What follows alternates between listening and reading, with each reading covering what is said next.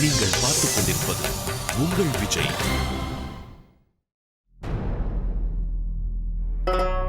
இன்னைக்கு எனக்கு ரொம்ப சந்தோஷமா இருக்கு. என்னைக்குமே சந்தியாக்கா மேல பாசமா இருக்கிற பெரியவரு சந்தியாக்காவை புடிச்சு திட்டாரு.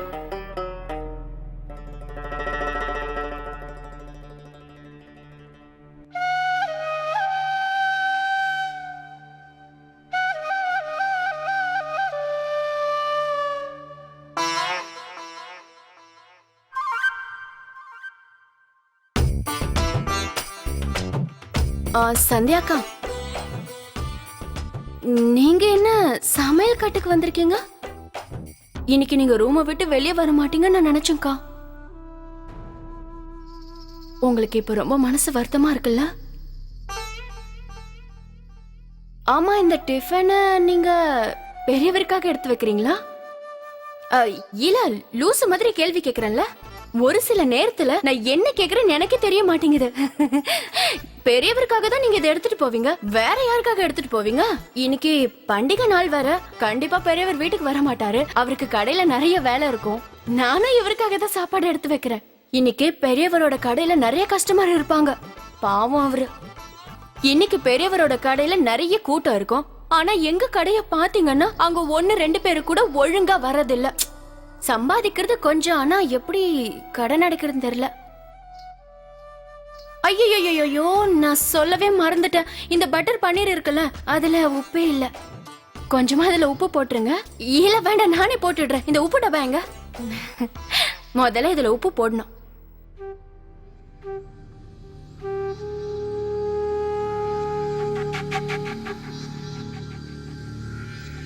இந்த உப்புக்கு எவ்வளவு முக்கியத்துவம் இருக்குன்னு பாத்தீங்களாக்கா? கொஞ்சம் உப்பு குறைஞ்சாலும் ருசி மொத்தமா போயிடும்க்கா. ஒரு வாய் கூட சாப்பிட முடியாது.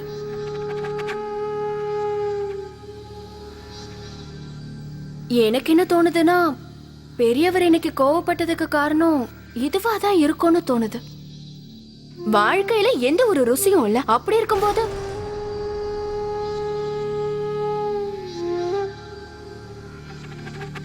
தயவு செஞ்சு என்ன முறைச்சு பாக்காதீங்கக்கா. உண்மையை சொல்ல போனா எனக்கே ரொம்ப வருத்தமா இருக்கு. அவரு உங்களை எப்படி எல்லாம் திட்டினாரு. அது மட்டும் இல்லாம உங்க வீட்ல இருந்து வந்த பொருளையும் அவமானப்படுத்திட்டாரு. 4 பேருக்கு முன்னாடியா பேசுவாங்க? சொல்ல போனா நானும் ஒரு பொண்ணு. என் வீட்லயும் பொருட்கள்லாம் வரும். ஒருவேளை கட்டின புருஷனே அந்த பொருளெல்லாம் அவமானப்படுத்தினா எனக்கு அழுக வரும். எனக்கு இப்பவே அழுக வருது. உங்களுக்காக நான் எவ்வளவு அழுதன் தெரியுமா? மீனாட்சி, ஒருவேளை உனக்கு ஒரு பொண்ணோட கஷ்டம் என்னன்னு தெரிஞ்சிருந்தா, பிறந்த வீட்டு ஆளுங்களோட கஷ்டம் என்னன்னு உனக்கு புரிஞ்சிருந்தா, கண்டிப்பா 4 பேருக்கு மத்தியில அந்த புடவையோட விலையை பத்தி நீ பேசிருக்க மாட்ட. என்கிட்ட சொல்லிருப்ப, இல்ல நீ அதை மறைச்சிருப்ப. உன்னை பத்தி எனக்கு எதுவுமே தெரியாதுன்னு மட்டும் நீ நினைக்க வேண்டாம். நீ ஏன் இப்படி எல்லாம் பண்றேன்னு எனக்கு நல்லாவே தெரியும்.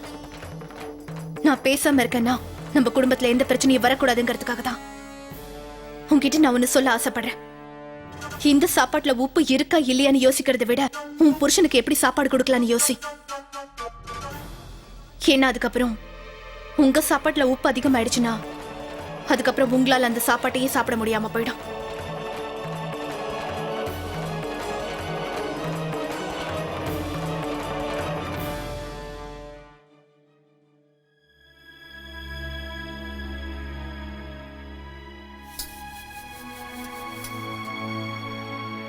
இன்னைக்கு சூர்யாக்கு என்ன ஆச்சுன்னே தெரியல. இப்படிலாம் அவரை பேசினதே இல்ல.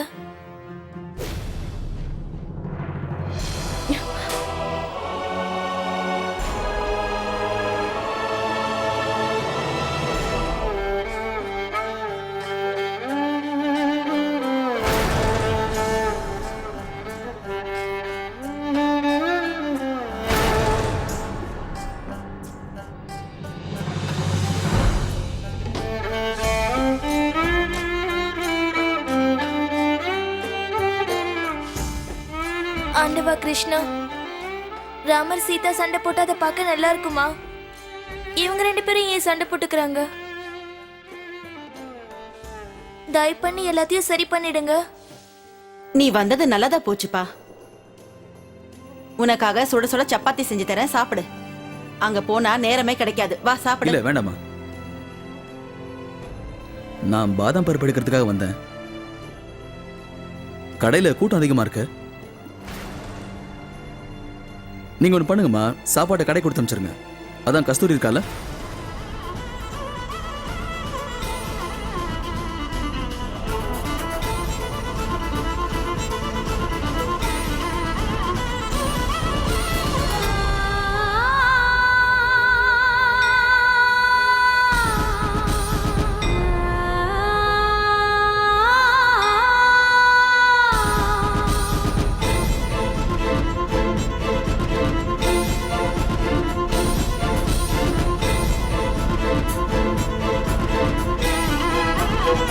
கஸ்தூரி,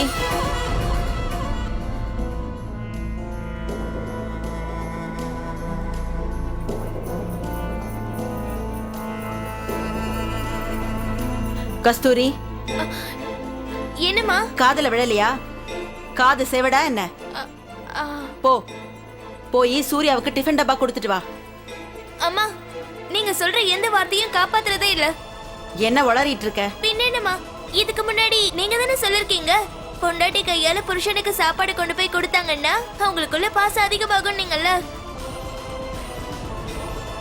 அதே மாதிரி புருஷன் நல்லா சாப்பிடுவாருன்னு சொன்னீங்கல்ல, என்னம்மா? அப்படி இருக்கும்போது என்னதுக்காக நீங்க போ சொல்றீங்க? அண்ணிதான் சாப்பாடு எடுத்துட்டு போக தயாரா இருக்காங்கல்ல. புருஷன் பொண்டாட்டிக்கு நடுவுல பாசம் அதிகமாகுங்கிறது உண்மைதான்.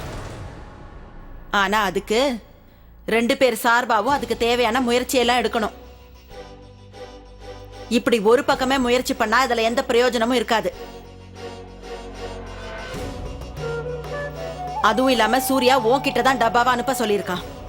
உன்னால போக முடியாதுன்னா சொல்லு, நானே போய் இதை என் பிள்ளை கிட்ட கொடுத்துறேன். அதெல்லாம் ஒண்ணு வேண்டாமா, நானே கொண்டு போய் கொடுத்துறேன். கொடுங்க, நானே போயிட்டு வரேன்.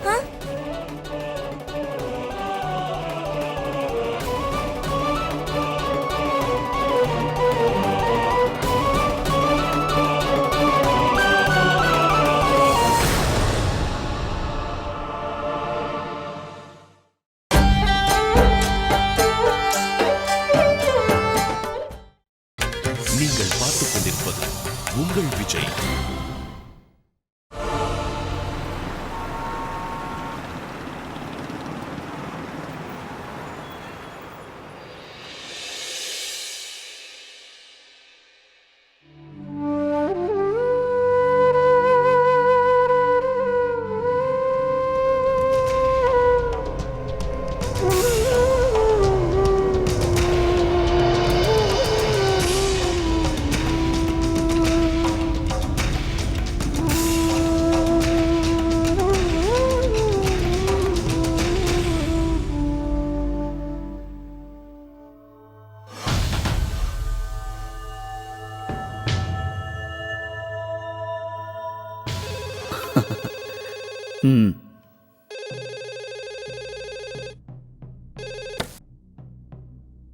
ஹலோ, என்னங்க?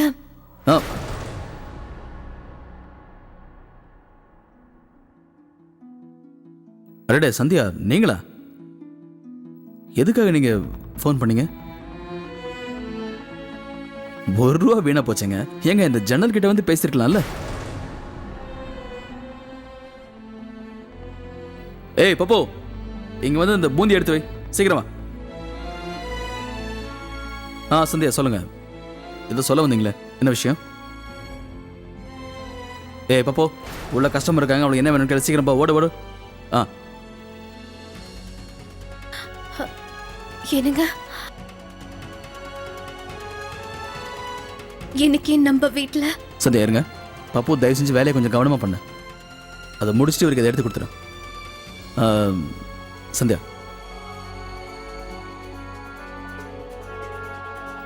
என்ன சந்தியா பேசுங்க. நீங்க ஏதோ சொல்லணும் தானே கூப்பிட்டீங்க?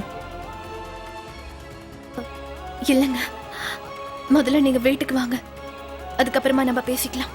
அதுக்கு இதை சொல்றதுக்கா நீங்க தேவையில்லாம ஃபோன் பண்ணீங்க? என்ன சந்தியா, எப்படியோ ஃபோன் பண்ணீங்க, ₹1 வீணா போயிடுச்சுல, அப்புறம் என்ன யோசனை?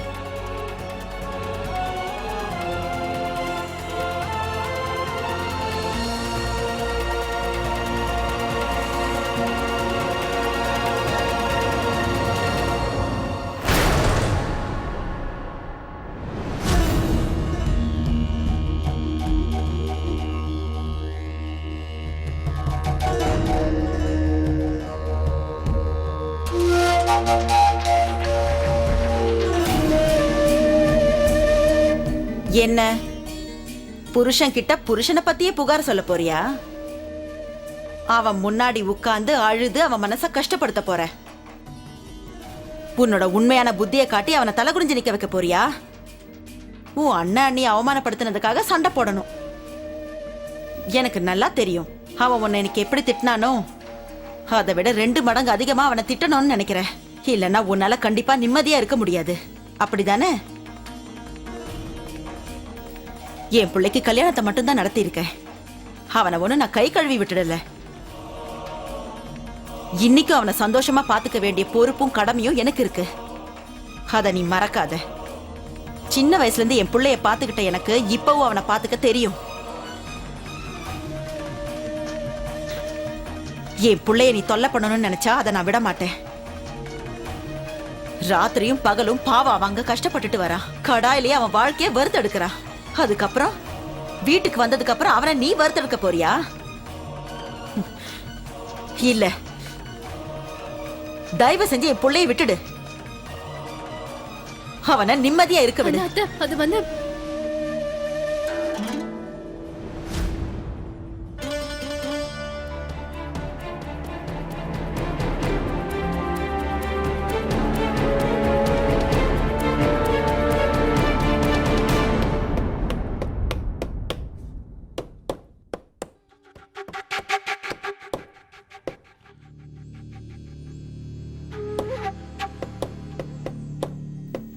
என்னது?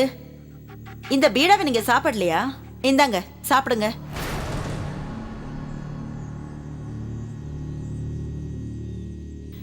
எத்தனையோ வருஷமா இந்த டப்பாவை ஒண்ணு சேர்க்க முயற்சி பண்ணிட்டு இருக்கீங்க.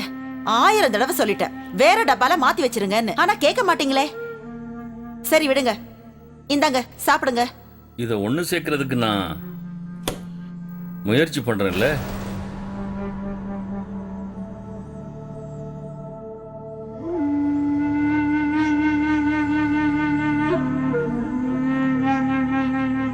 இப்போ உனக்கு ரொம்ப சந்தோஷமா இருக்குல்ல? உன் மனசுக்கும் இப்ப ரொம்ப நிம்மதியா இருந்திருக்கும். சூர்யா சந்தியாவை திட்டத்தை கேட்டதுக்கு அப்புறம் உனக்கு மனசு ரொம்ப ஆறுதலா இருந்திருக்கும். இன்னைக்கு ரொம்ப சந்தோஷமா இருக்குல்ல? சூர்யா உங்க மருமகளை ஏதோ ஒரு 2 வார்த்தையில திட்டான். அதுக்காக நீங்க உங்க முகத்தை தொங்க போட்டுட்டு உட்கார்ந்துருக்கீங்க. உங்களை பார்த்தா சாவு வீட்டுல இருக்கிற மாதிரி இருக்கு. விக்ரம் மீனாட்சிய கை நீட்டி அடிக்கும் போது அப்ப அது உங்களுக்கு கஷ்டமா தெரியல. ஆனா உங்க மூத்த மருமகளை சூர்யா ஏதாவது சொன்னா மட்டும் தாங்க முடியாது. முகத்தை எப்படி தூக்கி வச்சுட்டு உட்கார்ந்துட்டு இருக்கீங்க? நான் உங்ககிட்ட ஒண்ணு கேக்குறேங்க. சூர்யா செஞ்சதுல என்ன தப்பு? அவனும் எவ்வளவு நாள் தான் பொறுத்துட்டு இருப்பான். இதெல்லாத்தையும் பார்த்தா யாருக்கா இருந்தாலும் கண்டிப்பா கோவம் வரதான் செய்யும். சரோஜா, பெத்த பிள்ளைங்கள அம்மா புரிஞ்சுக்குவாங்கன்னு எல்லாரும் சொல்லுவாங்க. உனக்கு ஏதாவது புரிஞ்சா அதை எனக்கும் சொல்லி புரிய வை. நீயே சொல்லு, சூர்யா ஏன் இன்னைக்கு இப்படி எல்லாம் பண்ணா? எனக்கு பதில் சொல்லு. உன் மனசாட்சி கிட்ட நீயே கேளு. இன்னைக்கு நடந்த விஷயம் உனக்கு ரொம்ப சின்னதா தோணுதா? இது சின்ன விஷயமா? ஏன் சின்ன விஷயத்தை நீங்க பெருசுபடுத்தணும்னு நினைக்கிறீங்க? சரோஜா, ஒன்னும் இது சின்ன விஷயம் கிடையாது. ஒரு நாள் ஒரு வேளை சூரியன் உதிக்கலன்னா கூட, இல்ல சூரியனோட ரூபம் மாறினா கூட சரி, இந்த பூமி மொத்தமும் 2 ஆயிடும். கடல்ல பெரிய புயலே வந்துடும் சரோஜா. எல்லா இடமும் பிரளயமே வந்துடும். ஒருவேளை ஒரு நாள் சூரியனோட ரூபம் மாறினா இதெல்லாம் நடக்கும். என்னோட புள்ள சூர்யா எப்பவும் பொறுமையா அமைதியா இருப்பான் சரோஜா. எப்பவும் அப்படிதான் இருப்பான். ஆனா இன்னைக்கு அவன் என் புள்ள சூர்யாவை இன்னொரு ரூபத்துல பார்த்தேன். அவனுக்குள்ள ஒரு புயலே அவனுக்குள்ள பார்த்தேன். இதுக்கு முன்ன எப்பவும் அவன் இப்படியெல்லாம் இருந்ததில்லை.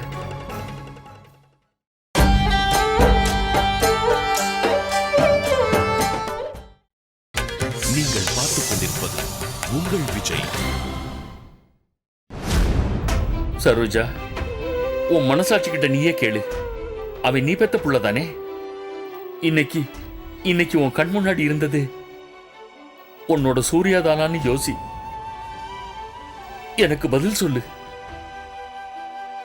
ஏன்னா எனக்கு இப்ப ரொம்ப பதட்டமா இருக்கு. பதட்டமா இருக்கா உங்களுக்கு? அப்ப போங்க, போய் படுத்து தூங்குங்க. சின்ன விஷயத்த தேவையில்லாம எதுக்கு பெருசுப்படுத்திட்டு இருக்கீங்க? தேவையில்லாம கவலைப்படாதீங்க. உங்களோட சூர்யா கண்டிப்பா நாளைக்கு மறுபடியும் சாதாரணமாயிடுவான். பதட்டமா பதட்டம். போய் பேசாம தூங்குங்க.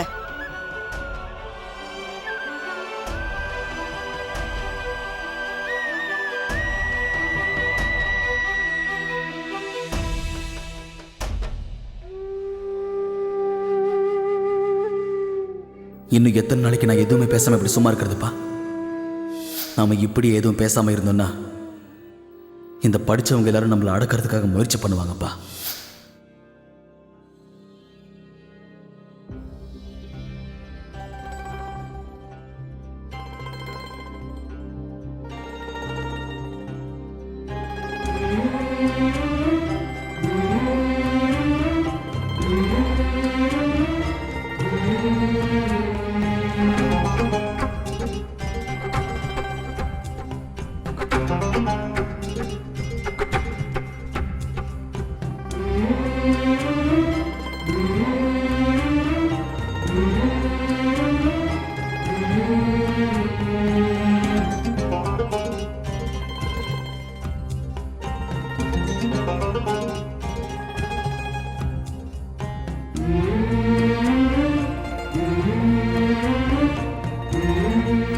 ஏன் இவர் இன்னும் வீட்டுக்கு வரல?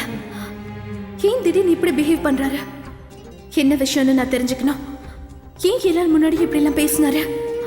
நிச்சயமா இவர் இப்படி நடந்துக்கிறதுக்கு ஏதோ ஒரு காரணம் இருக்கு.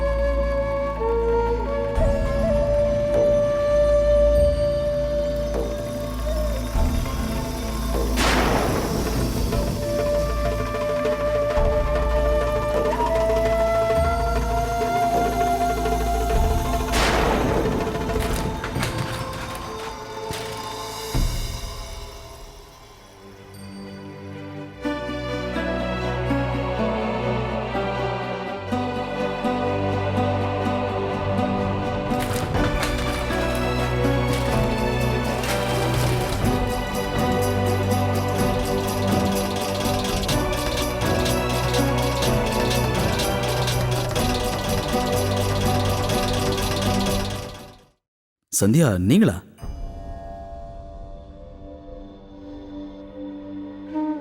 என்ன சந்தியா நீங்க இந்த நேரத்துல? அது எனக்கு இன்னைக்கு கடையில் நிறைய வேலை இருக்கு. பாத்தீங்களா, அவசரத்துல வீட்டு சாவி கூட கொண்டு வர மறந்துட்டேன்.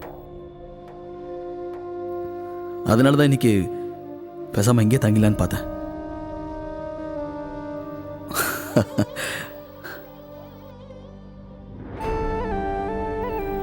அட, மணி 12:30 நீங்க இன்னும் தூங்காம இருக்கீங்களா?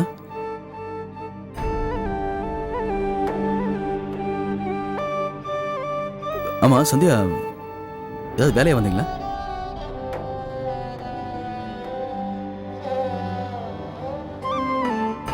ஒரு நிமிஷம் இருங்க. என்னங்க சந்தியா, உட்காருங்க. ஸ்டூல்ல உட்காருங்க.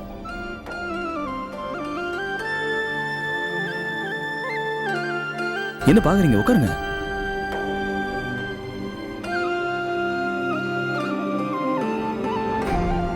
ஒரு நிமிஷம்.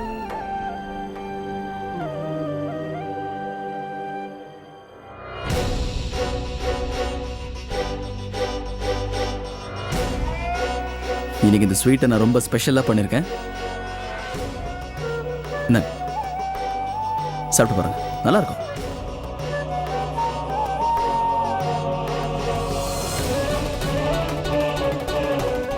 சந்தியா, இந்த ஸ்வீட் நான் ரொம்ப பிரத்யேகமா பண்ணிருக்கேன். சாப்பிட்டு பாருங்க. சாப்பிடுங்க. உட்காருங்க.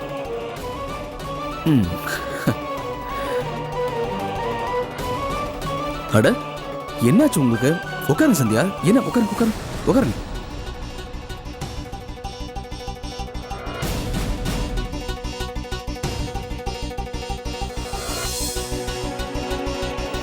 நீங்க என்ன யோசிக்கிறீங்கன்னு புரியுது.